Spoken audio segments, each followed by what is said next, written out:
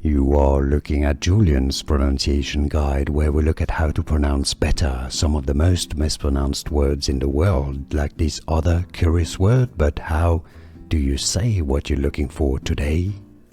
Let's learn once and for all how to pronounce these two words. I mean, it is the same word, but the two forms, singular and the plural, because yes, indeed, there is something that many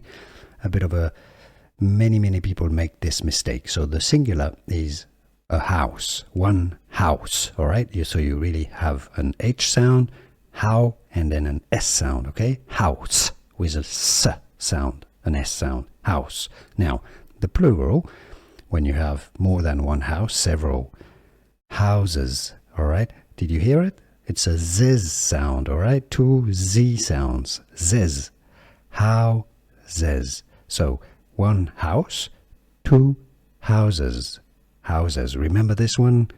Many foreigners, non-native English speakers make this pronunciation mistake. One house, several houses. Did you get this? Let me know in the comments. Was this any useful? Let me know.